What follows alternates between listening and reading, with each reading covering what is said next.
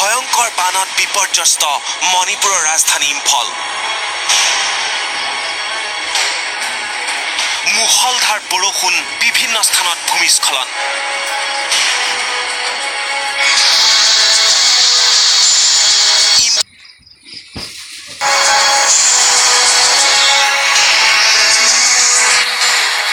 ইম্ফল জিৰিবাম ৰোডত বৃহৎ ফাট।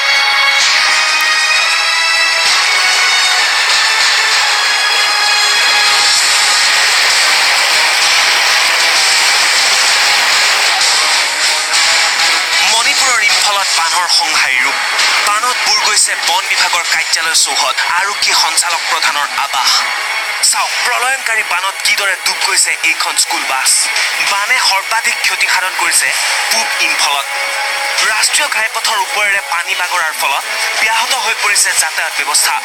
দেওবাৰৰ পৰা হোৱা মুষলধাৰ বৰষুণৰ ফলত মণিপুৰৰ ইম্ফলৰ বিভিন্ন স্থানত সংঘটিত হৈছে ভূমিস্খলন। বৰষুণৰ ফলত ইম্ফল জিৰিবাম ৰোডত মেলিছে বৃহৎ ফাট। ইতিমধ্যে ঘাইপথটোৰে সম্পূৰ্ণৰূপে বন্ধ হৈ পৰিছে যাতায়াত ব্যৱস্থা। বানত প্লাবিত হৈছে মণিপুৰৰ বিভিন্ন অঞ্চল। টুইটাৰ যোগে এই কথা প্ৰকাশ কৰিছে মুখ্যমন্ত্ৰী এন বীৰেন সিঙে।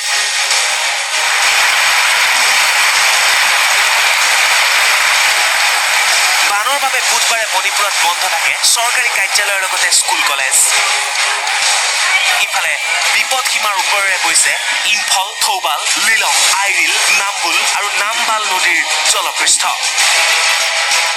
ঠায়ে ঠায়ে জলমগ্ন হৈ পৰাত স্তব্ধ হৈ পৰিছে জনজীৱন। ঘৰ দুৱাৰ এৰি আশ্ৰয় শিবিৰলৈ ঢাপলি মেলিছে শ শ বানাক্ৰান্তই।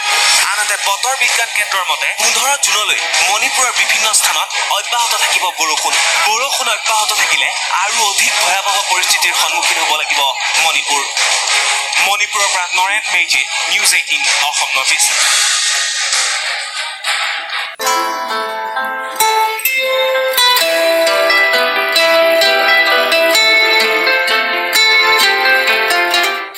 কাংঠিলাংছ জলপ্ৰপাত।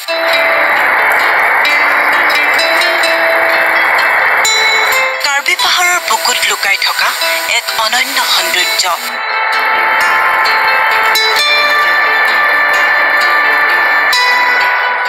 এয়া যেন কোনো জলপ্ৰপাত নহয়,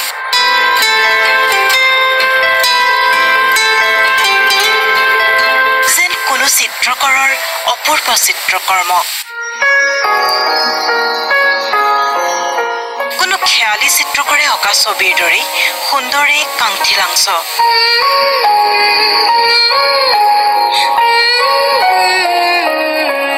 চাওক, কেনে সুন্দৰ মনোৰম পৰিৱেশ।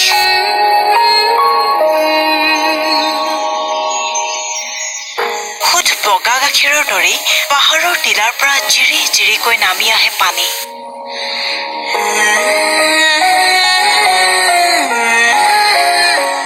সেয়েহে কাংঠিলাংছৰ সৌন্দৰ্যই বহুতকে হাত বাউলি মাতে।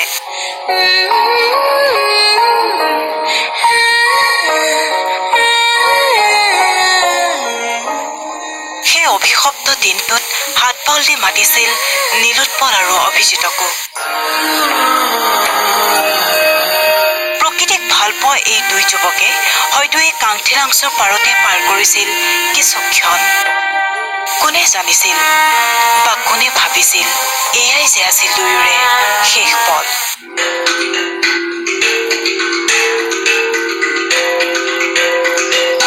অন্তিম বাৰৰ বাবে চাই ৰৈছিল এই সুন্দৰ পৃথিৱীখন।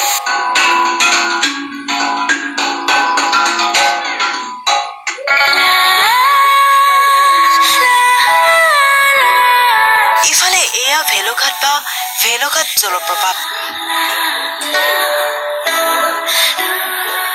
কাৰ্বি আংলঙৰ আন এক আকৰ্ষণ।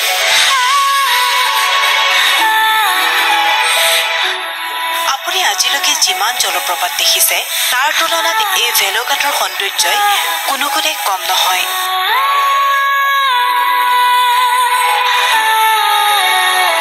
আচলতে সমগ্ৰ উত্তৰ পূব ভাৰতৰ ভিতৰতে অন্যতম সুন্দৰ জলপ্ৰপাত এই ভেলোঘাট বুলি ক'লেও মিছা কোৱা নহ'ব।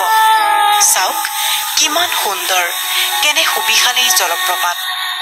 পাহাৰৰ পৰা হুৰহুৰাই নামি আহিছে সুত বগা পানী।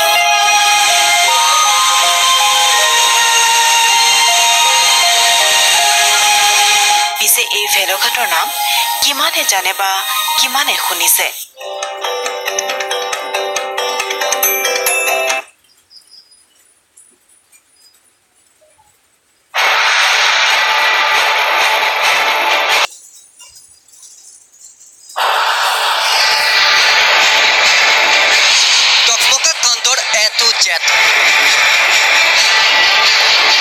আৰক্ষীৰ জালত 1900 গৈ হত্যাকাৰী। ছচিয়েল মিডিয়াত বিষবাষ্প বিয়পোৱা একাউণ্টতো আৰক্ষীৰ চোকা নজৰ।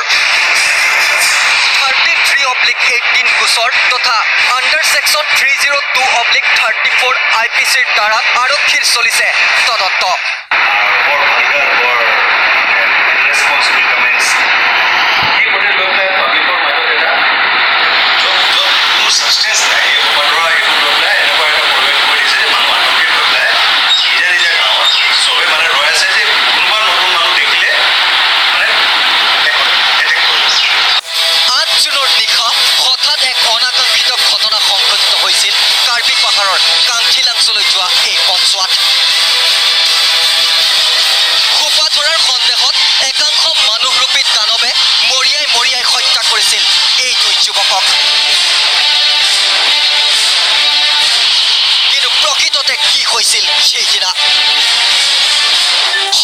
গুৱাহাটীৰ দুই শিল্পী বন্ধুৱে কাৰ্বি আংলঙৰ এই জলপ্ৰপাতটোলৈ গৈছিল ফুৰিবলৈ। দিনটো সেই অঞ্চলটোৰ পৰিৱেশ চাই আছিল যুৱক দুজনে। আনকি জলপ্ৰপাতটোৰ কাষতে প্ৰায় 3 ঘণ্টা ধৰি প্ৰাকৃতিক পৰিৱেশ উপভোগ কৰি আছিল শিল্পী দুগৰাকীয়ে। এনেকৈয়ে কাল সন্ধ্যা নামি আহিছিল। সন্ধ্যা হোৱাত ঘৰমুৱা হ'বলৈ ধৰিছিল দুয়ো। কিন্তু তেনেতেই জলপ্ৰপাতৰ কাষত সুৰাত মাতাল থকা যুৱকৰ দলে দুয়োকে সোপা ধৰা বুলি প্ৰচাৰ চলাই ফোন কৰিছিল অন্য লোকক। কিন্তু তেতিয়ালৈ সকলো ঠিকেই আছিল। লাহে লাহে আগবাঢ়িছিল গাড়ীৰ চকা। হঠাৎ উদন্ত যুৱকৰ এটা দলে পানজুৰি অঞ্চলত বাইকেৰে আগুৰি ধৰিছিল দুয়োকে। আৰু তাৰ পাছৰ দৃশ্য এয়া। মৃত্যুৰ প্ৰাণ ভিক্ষা কৰাৰ পাছতো খোপা ধৰাৰ সন্দেহত জঁপিয়াই পৰিছিল এইকেইজন মানুহৰূপী দানৱে।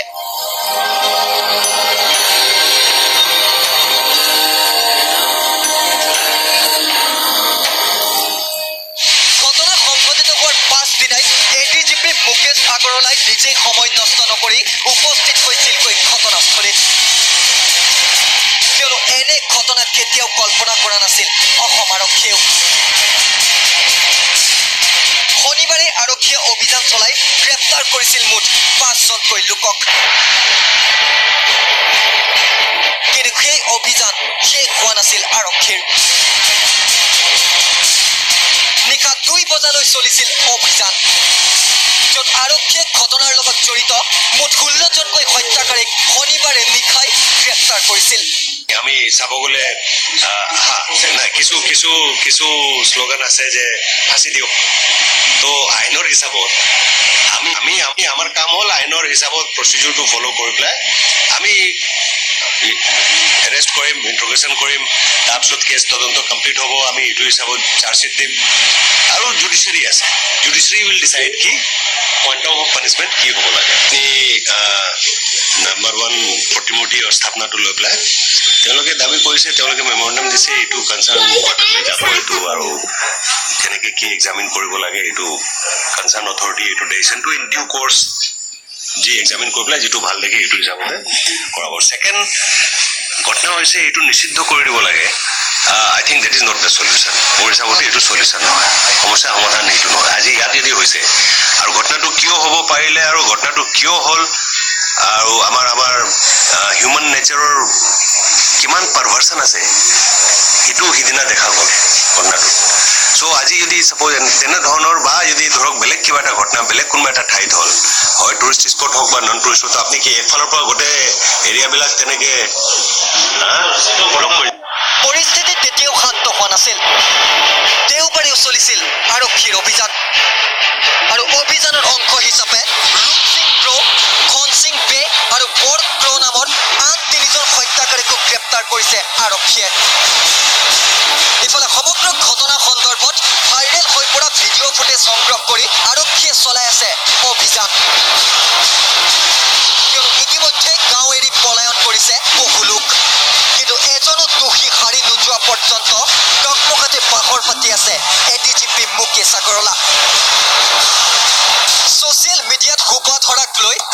অপপ্ৰচাৰ চলোৱা এইজন মূল কালপ্ৰিট ভূপেন্দ্ৰ টেৰাঙকো গ্ৰেপ্তাৰ কৰিছে আৰক্ষীয়ে টিফুৰ পৰাই ছ'চিয়েল মিডিয়াত খোপা ধৰাৰ অপপ্ৰচাৰ কৰিছিল ভূপেন্দ্ৰ টেৰাঙে আৰু সেই অপপ্ৰচাৰৰ ফলতেই মৃত্যুমুখত পৰিছিল নীলোৎপল দাস আৰু অভিজিৎ নাথ নামৰ এই দুই যুৱকৰ ব্যুৰ ৰিপৰ্ট আসাম টক